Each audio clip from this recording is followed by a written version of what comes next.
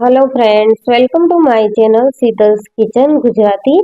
આજે આપણે બનાવીશું શિયાળા સ્પેશિયલ લીલી ડુંગળીનું તીખું ચટપટું એવું ખૂબ જ ટેસ્ટી શાક. તો શિયાળાની સિઝન શરૂ થઈ ગઈ છે અને ફ્રેશ લીલી ડુંગળી બજારમાં મળતી જ હોય છે. તો આજે હું ડુંગળી લઈને આવી હતી, તો મેં વિચાર્યું કે ચલો લીલી ડુંગળીનું શાક બનાવીએ. એટલું ટેસ્ટી શાક બન્યું હતું કે બધાને ખૂબ જ ભાવ્યું. તો આ હેલ્ધી એવી રેસીપીનો વિડીયો મિત્રો એન્ડ સુધી જરૂરથી જોજો અને મારા ચેનલ પર નવા આવ્યા હો તો ચેનલને સબસ્ક્રાઇબ જરૂરથી કરજો.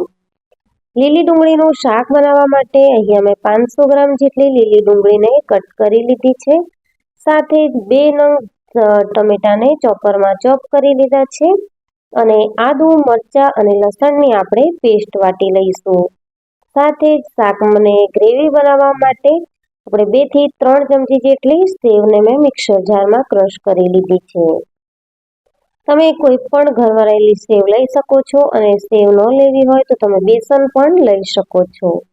હવે શાક બનાવવા માટે કડાઈમાં મેં 3 થી 4 ચમચી જેટલું તેલ મૂકી દીધું છે. તેલ ગરમ થાય એટલે અડધી ચમચી રાઈ, અડધી ચમચી જીરું ઉમેરીશું અને વઘારને સારી રીતે કકડવા દઈશું. વઘાર કકડે એટલે આપણે તેમાં મીઠા લીમડાના પાન અને અડધી ચમચી જેટલી હિંગ ઉમેરવાની છે. તો વઘાર આપણો એ સારી રીતે થવા દઈશું તો શાકનો ટેસ્ટ છે તે ખૂબ જ સારો એવો આવશે. વાટેલી આદુ, મરચાં, લસણની પેસ્ટ ઉમેરી લઈશું અને પેસ્ટને પણ આપણે સારી રીતે વઘારમાં સાતળી લઈશું.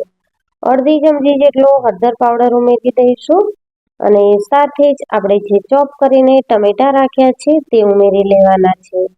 તો આ રીતે બધો જ વઘાર સરસ એવો સતળાઈ ગયો છે અને ટમેટા ઉમેર્યા છે આપણે તો 1 ચમચી જેટલું લાલ મરચું પાવડર ઉમેરીશું અને બધા જ વઘારને આપણે સારી રીતે સાતળી લેવાનો છે. તો આ રીતે વઘારમાં હળદર અને મરચું એડ કરવાથી શાકનો કલર છે તે ખૂબ જ સારો એવો આવે છે. અને ટમેટા ઉમેર્યા છે તો આપણે સ્વાદ પ્રમાણે મીઠું ઉમેરી દઈશું એટલે ટમેટા છે તે ફટાફટથી બફાઈ જશે. ટમેટાને આપણે ત્યાં સુધી થવા દેવાના છે જ્યાં સુધી વઘારમાં રહેલું બધું જ તેલ સારી રીતે છૂટું ન પડે. તો તેલ છૂટું પડી ગયું છે તો હવે આપણે જે ડુંગળી સમારીને રાખી હતી તે ઉમેરી લઈશું.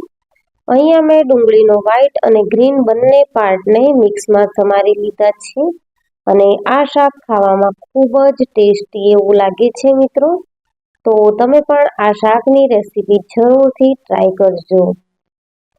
બધા જ મસાલાને આપણે ડુંગળી સાથે મિક્સ કરી લઈશું અને ત્યારબાદ આપણે કવર કરી અને 5 મિનિટ જેવું શાકને બફાવા દેવાનું છે. તો 5 મિનિટ થઈ ગઈ છે અને શાક છે તે સારી રીતે બફાઈ ગયું છે અને ડુંગળીમાંથી થોડું એવું પાણી પણ રિલીઝ થયું છે. જો મિત્રો તમારે કોરું શાક ખાવું હોય તો તમે આ ટાઈમે શાકમાં ધાણા જીરું પાવડર ઉમેરી અને શાકને કાઢી શકો છો. સાથે જ આપણે પેલી જે સેવ મિક્સરમાં ક્રશ કરીને રાખી હતી તે ઉમેરી દઈશું અને અહીંયા મેં 2 ચમચી જેટલો શેકેલા તલ અને સિંગદાણાનો ભૂકો ઉમેર્યો છે જેથી કરીને શાક છે તે સરસ લટપટું એવું બનીને રેડી થશે. નહીં વધારે પડતો રસો કે નહીં કોરું એવું આપણું આ શાક બનીને રેડી થશે. અહીંયા જો તમારે કોરું શાક જોતું હોય તો આ સ્ટેજ પર તમે ગેસ બંધ કરી અને સર્વ કરી શકો છો અને જો તમારે રસાવાળું શાક જોઈતું હોય તો અહીંયા તમારે પાણી એડ કરવાનું છે.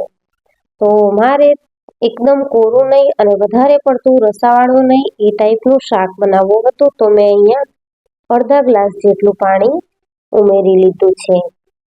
બધી જ વસ્તુને સારી રીતે મિક્સ કરી લઈશું અને 2 થી 3 મિનિટ જેવું આપણે તેને થવા દઈશું.